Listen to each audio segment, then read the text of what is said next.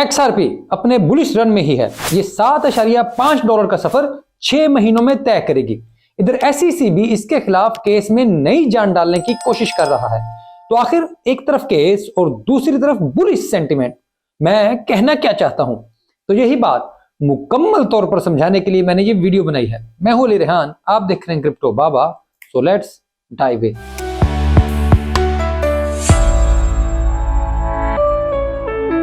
कोई बात शुरू करने से पहले एक भाई को जवाब दे दूं, यार आप बार बार ब्लॉकटोपिया का पूछते हैं। पिछले बुल रन में क्यू कॉइन एक्सचेंज इसे बहुत प्रमोट करती थी, बहुत से इन्फ्लुएंसर्स भी इसे प्रमोट करते थे। ये पॉलीगॉन पर एक प्रोजेक्ट था जिसने मेटावर्स और गेमिंग लानी थी, फिर ये कुछ भी नहीं कर सका। अब ये कुछ करे तो मैं बात करूं, फिलहाल कुछ नहीं है। बाकी बुल रन में सब कॉइन ही ऊपर जाएंगे तो ये भी शायद ऊपर चला जाए। बाकी मैं इस बारे में कुछ नहीं कहना चाहता। आपने कमेंट कर दिया तो मैंने पढ़ लिया। अगर मैं जवाब नहीं दे रहा तो प्लीज इसे छोड़ दें। मैं ये पुराने किस्से नहीं छेड़ता।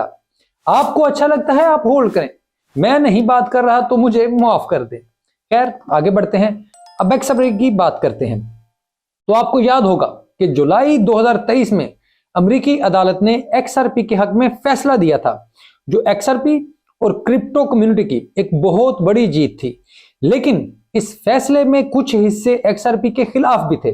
जैसे XRP के इब्तदाई सेल्स का एक हिस्सा सिक्योरिटी करार दिया गया था, जिसकी वजह से अमेरिकी security and exchange commission ripple company को फाइन कर सकता है। तो अब अमेरिकी सिक्योरिटी एंड एक्सचेंज कमीशन इस हिस्से पर रिपल को बहुत बड़ा फाइन करने की तैयारी कर रहा है।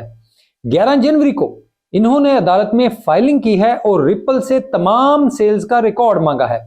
अब इन्हें इसकी जरूरत नहीं थी, लेकिन वो एक बार फिर अदालत में पहुंच गए हैं ताकि रिपल को मजीद अदालत में घसीटा जा सके और यह तासुर कायम किया जाए कि भाई XRP मुकदमा हार गया था और हम क्रिप्टो को छोड़ेंगे नहीं।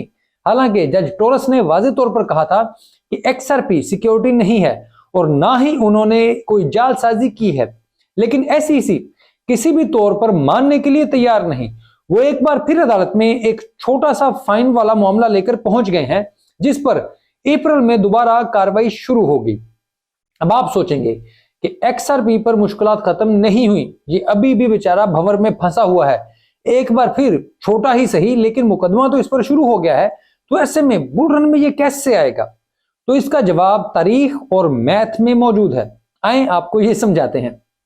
2014 से XRP एक खास किस्म के साइकिल में चल रहा है। जैसे लॉन्च के बाद पहले 30 महीने इंतहाई बेरिश साइकिल था, फिर उसके बाद 20 महीने का बुलिश साइकिल शुरू हुआ। 2017 में XRP ने 0.004 से $3 तक का सफर तय किया। ये बहुत बड़ा बुल रन था। अब ये समझ लें कि 400x किया था XRP ने। यही वो वक्त था जब XRP एक ब्रांड बना और इसकी सबसे पहली क्रिप्टो कम्युनिटी बनी। ऐसी कम्युनिटी जो आज भी मौजूद है और ये किसी भी कॉइन से बड़ी कम्युनिटी है और क्रिप्टो में सबसे मजबूत कम्युनिटी भी कही जा सकती है। चलें XRP की कहानी को आगे बढ़ाते हैं। फिर इसका 29 महीने का बेरिश साइकिल आया और इसके बाद फिर हमने 13 महीने का बुलिश रन देखा, लेकिन इसमें भी प्राइस पिछले टॉप के करीब भी नहीं पहुंच सकी, क्योंकि उसकी सिर्फ एक वजह थी, SEC का केस। अमेरिकी अदारों ने इसकी इतनी मारी कि इस बेचारे के लिए खड़ा होना ही मुश्किल था। लेकिन ये एक नामुकम्मल बुल रन में गया और फिर ठुस हो गया। उसके बाद फिर बेयर मार्केट आ गई और ये 25 महीने से बेयर मार्केट में ही है। इसने 2 बार ब्रेकआउट की कोशिश की, लेकिन ये ब्रेकआउट हो नहीं सका। अब अगर आप इसके बॉटम, वॉल्यूम और तारीख को देखें तो ये बताती है कि अब ये ब्रेकआउट होने वाला है। ये बहुत खामोशी से ब्रेकआउट करता है और जब भी ऐसा होता है तो बहुत तेजी से ये अपनी प्राइस टारगेट को अचीव करता है। इस वजह से मुझे लगता है कि अगले 6 महीने इसके लिए बहुत अहम हैं। वैसे मुझे उम्मीद है कि जो बातें मैंने आज आपसे की हैं, आपको इस बार वही तजुर्बा होगा, आप भी इस तजुर्बे से गुजरेंगे। कम से कम मेरे साथ हर बार यही हुआ है कि 1-2 दिन में ही ये तेजी से 2-3 गुना प्राइस बढ़ा लेता है। फिर लोगों को एहसास होता है कि यार ये बुल रन में आ गया है। अब आप पूछेंगे कि अगर ये इतना ही अच्छा है तो ये मेरे टॉप कॉइन्स में क्यों शामिल नहीं? तो यार जब मैंने टॉप कॉइन्स बनाए थे तो उस वक्त मैंने अपने टॉप कॉइन्स वो लिए जिनके बारे में मेरा ख्याल था कि इनमें सबसे ज्यादा प्रॉफिट होंगे। अब इसका मतलब ये नहीं कि XRP में प्रॉफिट्स नहीं है, बस ये मेरा ख्याल था कि मेरे टॉप कॉइन्स में ज्यादा प्रॉफिट्स मौजूद हैं, इसलिए मैंने उनकी एक फहरिस्त बनाई और आपसे शेयर कर दी। वैसे जब मैंने DYDX, atom, ARB, polygon, Solana, render समेत कई ऐसे कॉइन्स पर वीडियो बनाई जो मेरे टॉप कॉइन्स में शामिल नहीं थे, लेकिन फिर भी उन्होंने अच्छे प्रॉफिट दिए। आप देख लें, वीडियोस आज भी चैनल पर मौजूद हैं, इन सब ने बहुत अच्छा परफॉर्म किया। लेकिन मेरा अब भी यही ख्याल है कि मेरे टॉप कॉइन्स में ज्यादा प्रॉफिट है, इस वजह से मैंने इन्हें टॉप कॉइन रखा है।